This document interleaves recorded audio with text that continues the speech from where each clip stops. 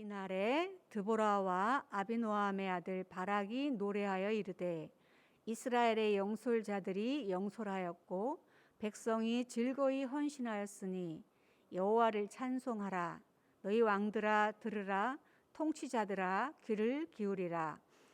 나 곧 내가 여호와를 노래할 것이요 이스라엘의 하나님 여호와를 찬송하리로다.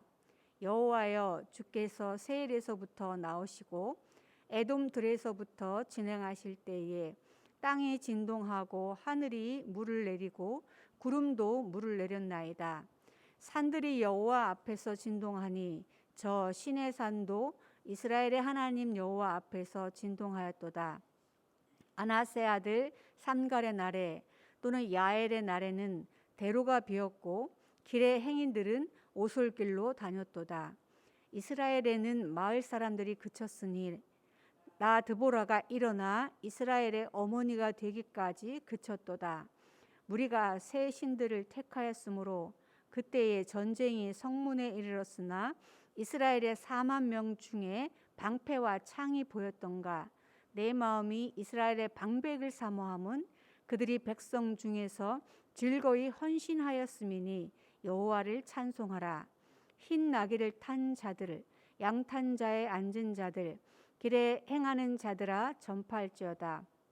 활 쏘는 자들의 소리로부터 멀리 떨어진 물 길는 곳에서도 여호와의 공의로운 일을 전하라. 이스라엘에서 마을 사람들을 위한 의로운 일을 노래하라. 그때에 여호와의 백성이 성문에 내려갔도다.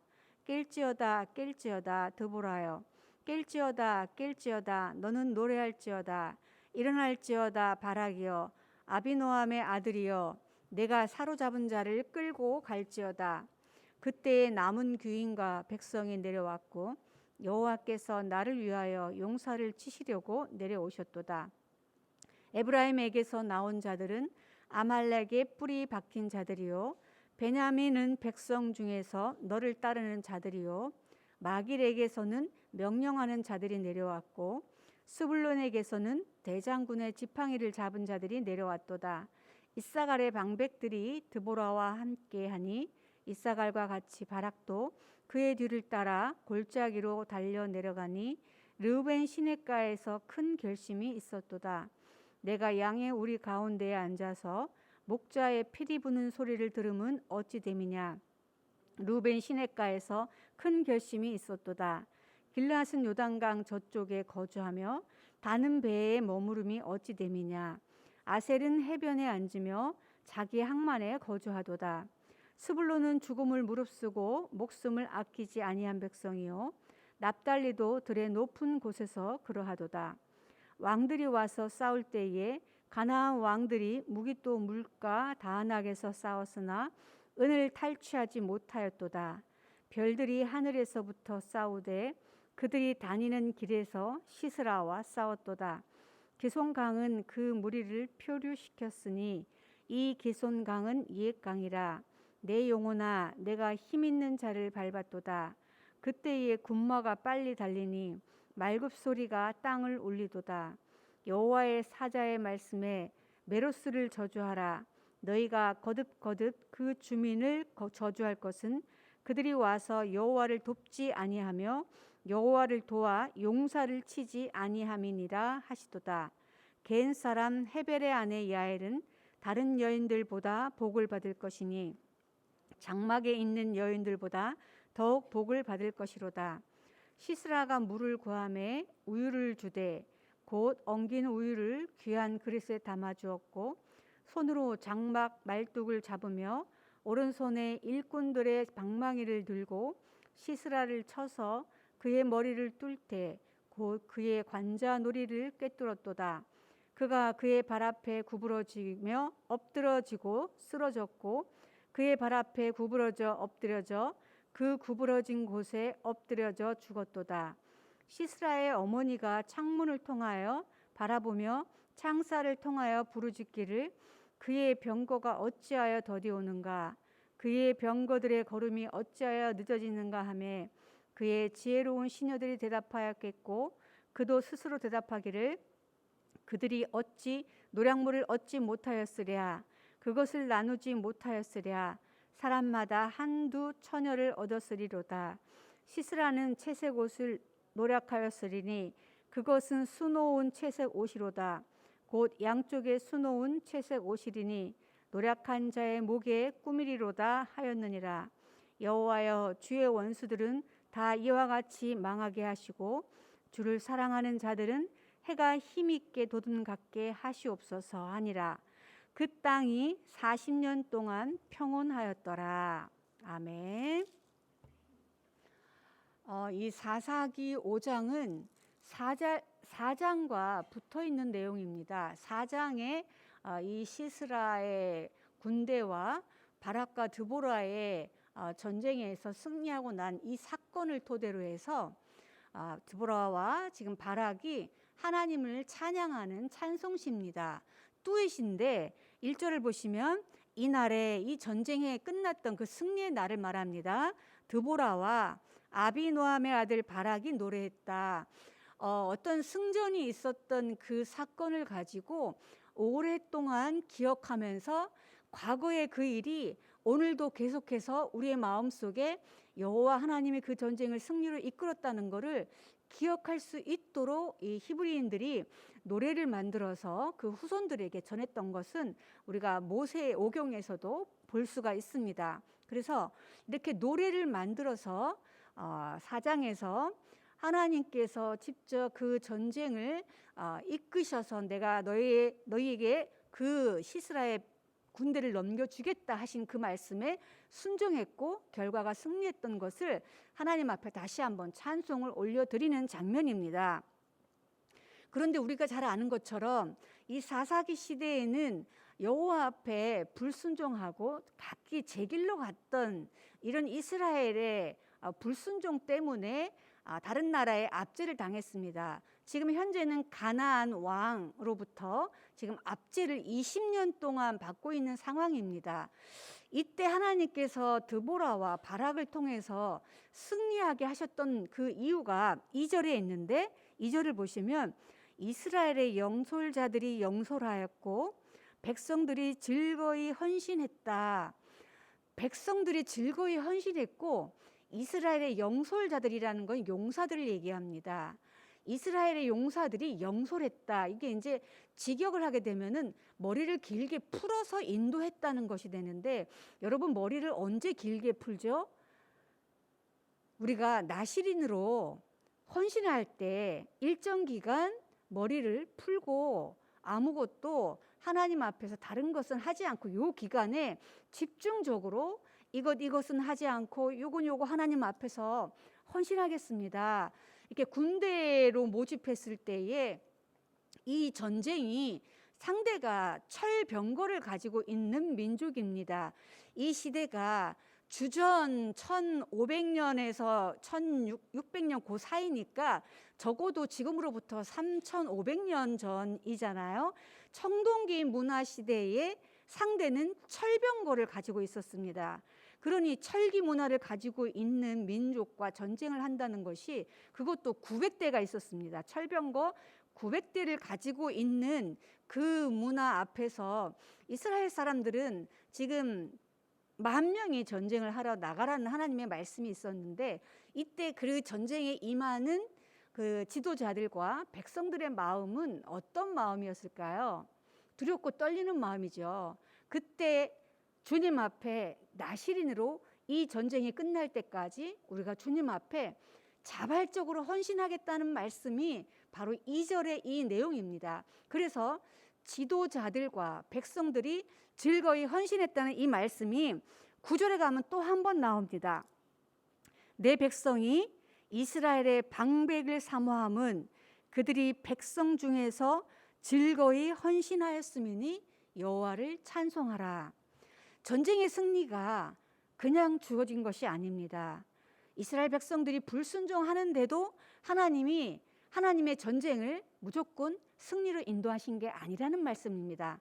그래서 우리가 영적인 전쟁에서 순종할 때에 기본적으로 먼저 선행돼야 하는 건 하나님 앞에 자발적으로 우리가 헌신하려는 마음을 가지고 있어야 한다는 것입니다.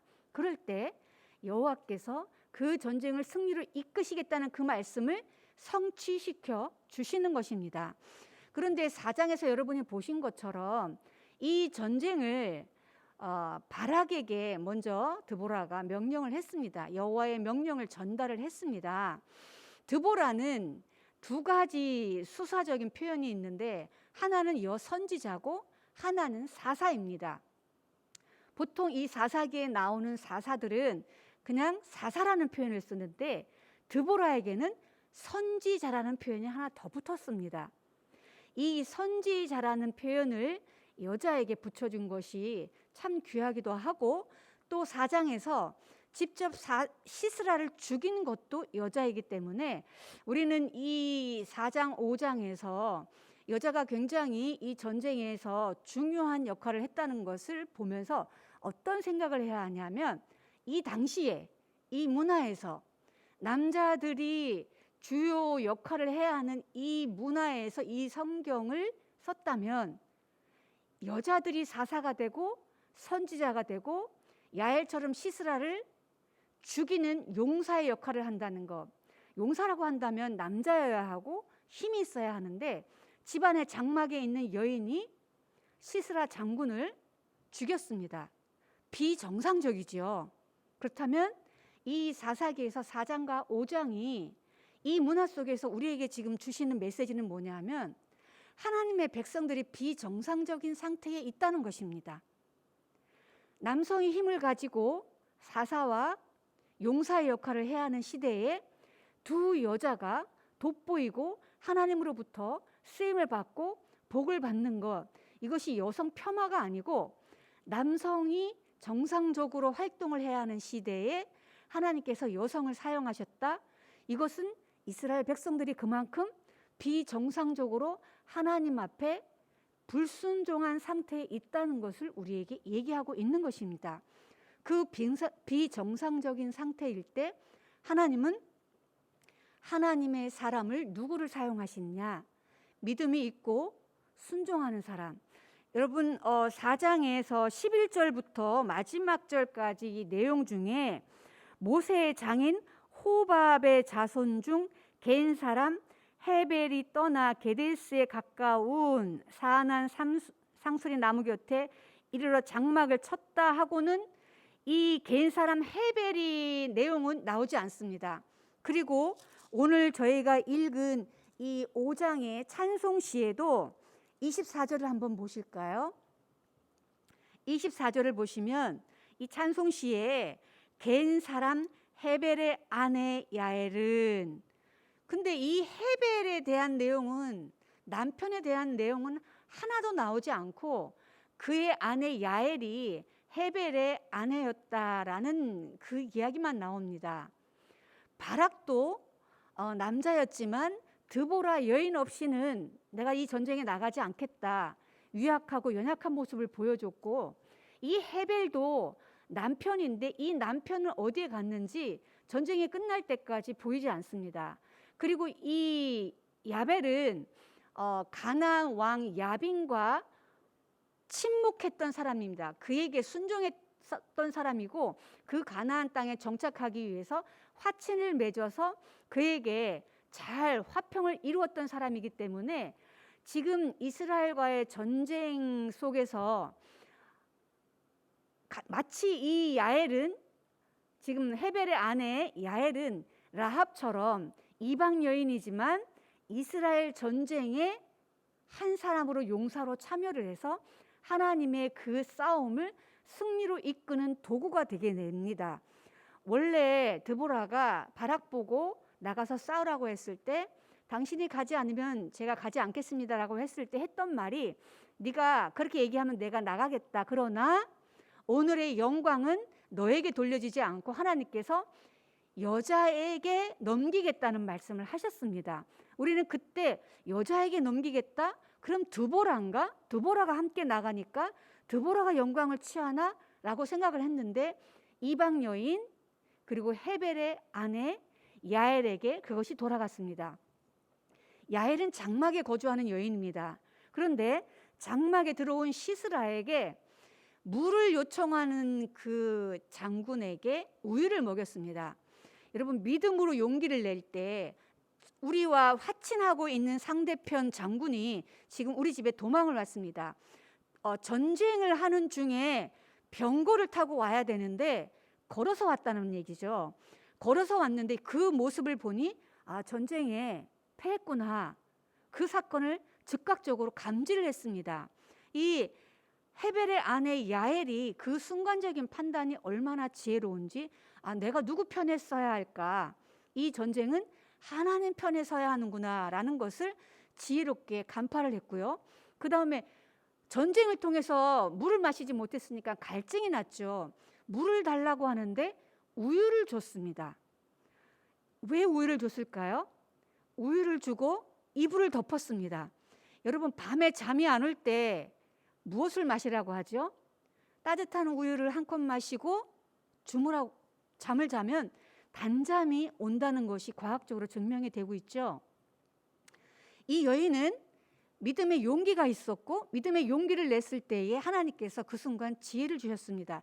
연약한 여인이 장군을 어떻게 죽일 수 있었을까요?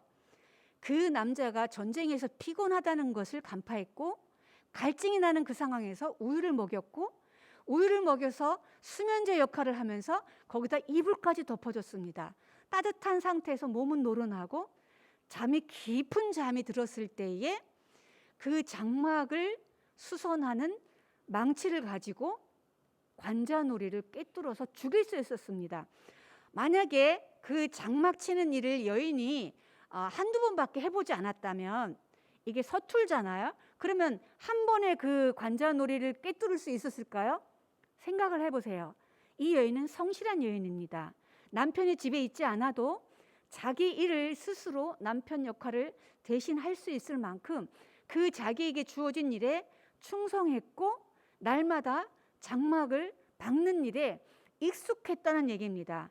그 익숙했던 자기의 그 사명을 가지고 적장이 왔을 때에 그 장군을 단숨에 죽일 수 있는 전문적인 기술이 있었고 믿음의 용기가 있었습니다.